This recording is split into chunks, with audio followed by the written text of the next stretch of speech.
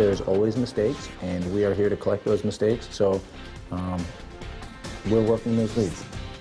Punta Gorda Police Chief reassuring a high-profile murder case is still very active.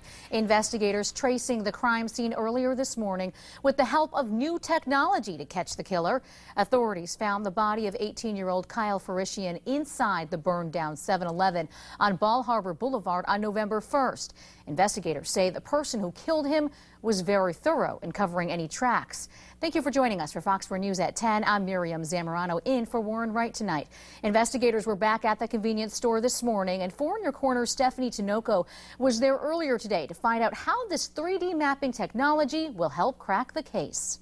When they were speculating on putting the place in here, people said it's just going to bring in no good. Bruce Basalkas tells me he's one of many residents who were against having a 7-Eleven in Punta Gorda aisles. It'll bring in a late night crowd. It'll bring in possibly kids hanging out. It might bring in drugs. It might bring in a lot of different things. Well, guess what? It did bring something in, didn't it? It brought in a murderer. This is the 7-Eleven where 18-year-old Kyle Farishian was murdered. Investigators say this suspect, still on the loose, killed Farishian and then torched the building to cover his tracks. But Punta Gorda Police Chief Tom Lewis tells me he's confident they're making headway in the case with a little help of advanced technology. There's always mistakes, and we are here to collect those mistakes, so we're working those leads. Investigators are using this device called the Pharaoh. This special camera sits on a tripod as it takes a 3D scan of inside and outside the building.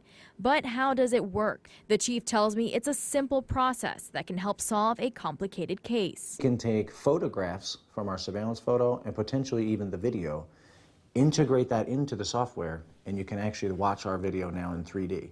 It'll give our investigators a much better perspective. Giving investigators a new perspective and a more detailed view. Inside this computer system can walk through the crime scene and do exactly what the suspect did. You can look at things from different angles as opposed to that flat surveillance photo that we're able to look at now. A process residents like Masalkas tells me he's glad technology like this exists today. Makes me feel good.